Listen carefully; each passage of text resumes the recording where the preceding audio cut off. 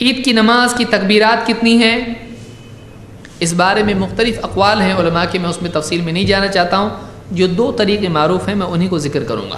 ابن عباس سے مختلف تکبیرات کا ذکر آیا ہے، مصنف ابن ابی شیبہ وغیرہ میں یہ روایت موجود ہیں، آپ اس کو ارواء الغلیل وغیرہ میں دیکھ سکتے ہیں شیخ الالبانی کی تحقیق سے۔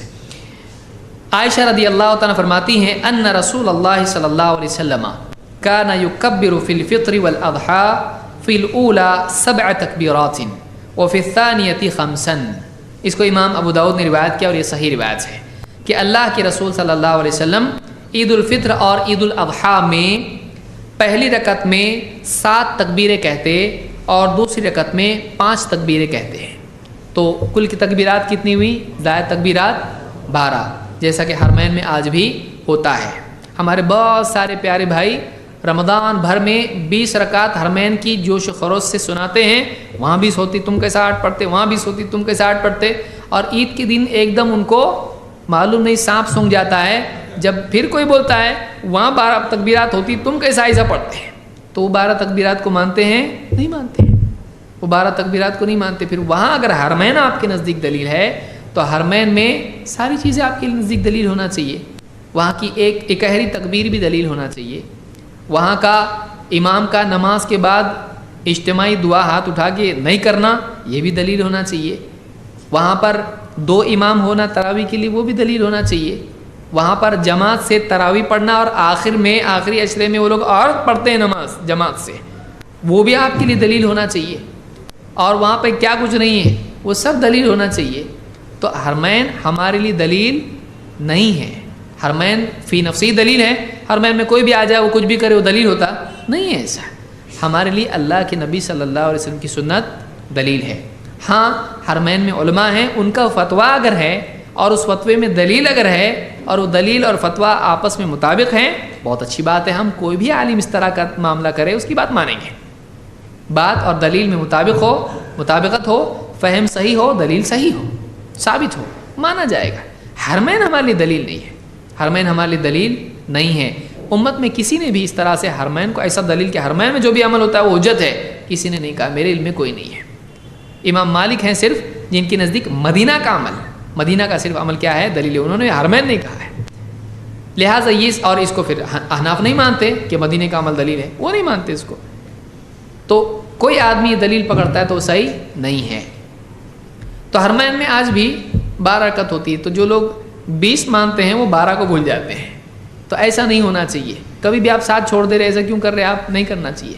ہمارا کیسا ہے، حرمین ہو یا کوئی بھی ہو، ہندوستان ہو یا کوئی اور ملک ہو، وہاں پر اگر کسی کی بھی بات قرآن و سنت کے مطابق ہے تو ہم اس کو مانتے ہیں، چاہے حرمین ہو یا پھر چین جاپان ہو یا پھر برما ہو یا انڈونیشیا ہو یا پھر سوڈان ہو یا کچھ بھی ہو، ہم کو کوئی مطلب نہیں ہے، جو دلیل جس کی ہے اس کے مطابق ہم چلیں، کتنا اچھا ہے یہ سب سے اچھا ہے، کیونکہ دیکھیے جو حرمین کو پکڑنے والوں کو چھوڑنا پڑتا، پھر تو جب آپ نے دلیل بنائی تو پھر آپ 30 دن یاد رکھے، اور اس کے بعد جب 30 دن گئے تو آپ کی دلیل پھر غائب، پھر سب غائب، ابھی اس کے بعد نہیں مان رہے اس کو، تو ایسا نہیں ہونا چاہیے، پھر ایسی دلیل کا کیا فائدہ ہے جس کو آپ کبھی بھی چھوڑ سکتے، پھر یہ منمانی ہے۔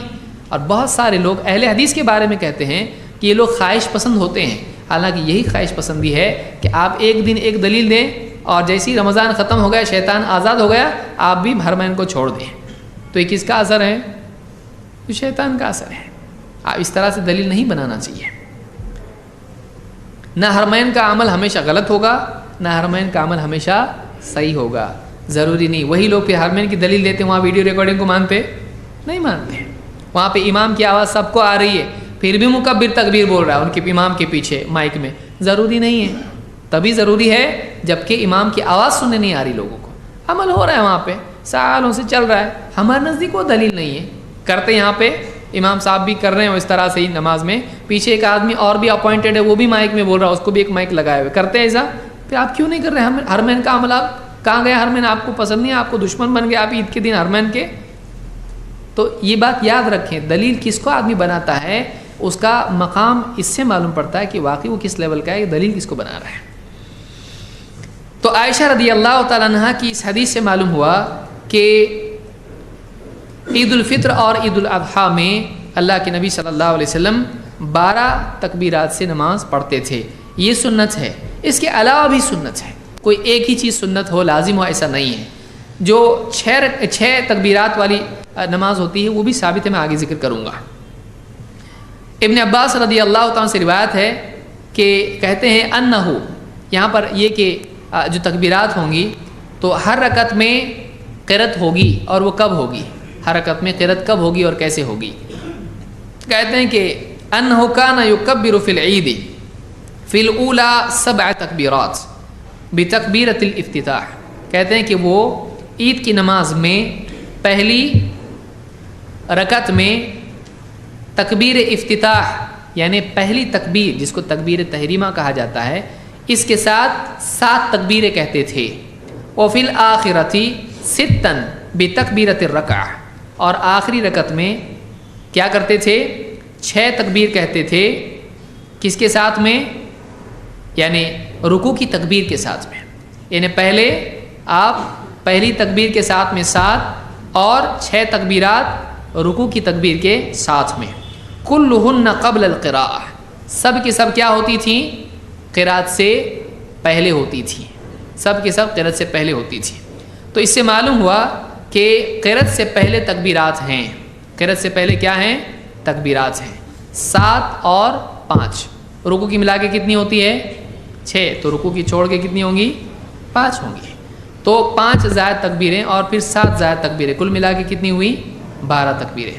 ان میں قرأت کب ہوتی تھی، کلہن قبل القراءہ، یہ تکبیرات سب کی سب قرأت سے پہلے ہوتی تھی، یعنی تکبیرات کے بعد قرأت ہوگی۔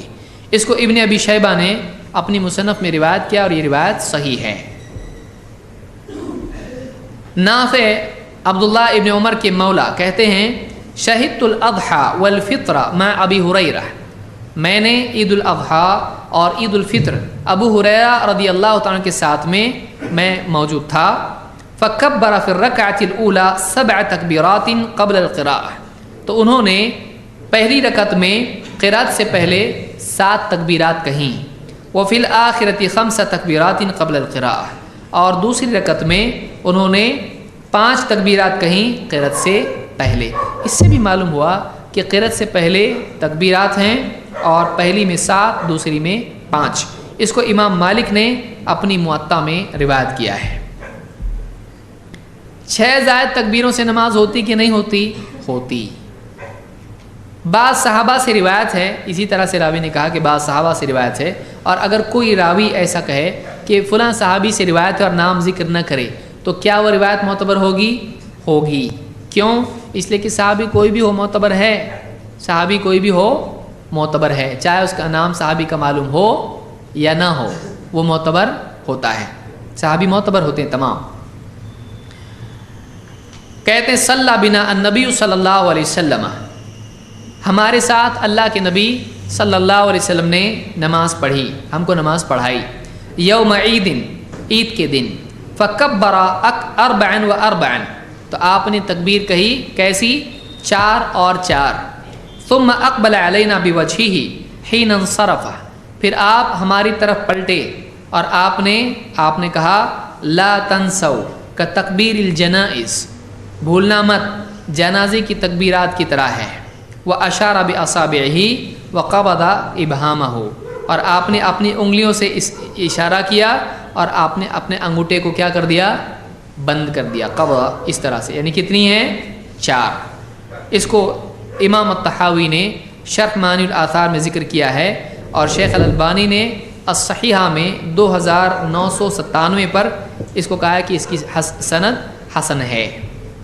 اسی طرح سے علقمہ اور اسود ابن یزید کہتے ہیں ان ابن مسعود کان یکبر فی العیدین 9 عبداللہ ابن مسعود رضی اللہ تعالیٰ عنہ عیدین میں 9 تکبیرات کہتے تھے۔ 4 قبل القراءہ، قرأت سے پہلے 4 تکبیریں، اور ثم کبر فرکع، پھر تکبیر کہتے اور اس کے بعد رکوع کرتے۔ وفی الثانیۃ یقرأ فاذا فرغ کبر 4 ثم رکع، یعنی قرأت سے پہلے کتنی تکبیرات، 4، اور اس کے بعد یعنی ثم کبر، پھر اس کے بعد تکبیر کہہ کے رکوع کرتے تھے، یعنی قرأت سے پہلے 4 تکبیریں اور اس کے بعد پھر قرأت، پھر اس کے بعد رکوع کی تکبیر اور رکوع، پھر اس کے بعد میں دوسری رکعت میں قرأت کرتے اور قرأت سے جب فارغ ہوتے تکبیر کہتے 4 مرتبہ اور اس کے بعد رکوع کرتے ہیں، یعنی 1 اور 3 ایکسٹرا، اور اس کے بعد میں 3 اور رکوع کی 1 جو قاعدے کی ہے، تو کل ملا کے ایکسٹرا کتنے ہوئے؟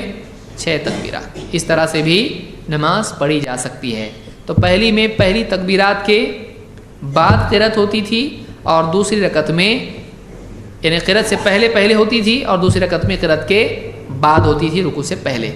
اس کو امام عبدالرزاق نے اپنی مصنف میں روایت کیا ہے، اور الصحیحہ میں شیخ الالبانی نے اس کو جلد 6 صفحہ نمبر 1261 پر ذکر کیا ہے۔ تو اس سے بھی معلوم ہوتا ہے کہ یہ بھی طریقہ صحیح ہے۔ تو اگر کوئی آدمی 6 زائد تکبیروں سے نماز پڑھتا ہے تو کوئی آدمی اس کو غلط یا بدعت یا خلاف سنت نہ کہے، صحابہ سے اس کا ثبوت ہم کو ملتا ہے۔ دونوں طریقوں سے نماز پڑھی جا سکتی ہے۔ ہمارا طریقہ نہیں ہونا چاہیے کہ فلاں حنفی ایسا کرتے ہیں تو وہ غلط ہی ہوگا، ایسا نہیں ہونا چاہیے۔ یہ بھی کیا ہے؟ یہ القیاس مع الفارق ہے۔ کسی کا ایک مسئلہ اگر غلط ہو جائے تو سارے مسئلے غلط ہوتے ہیں؟ نہیں۔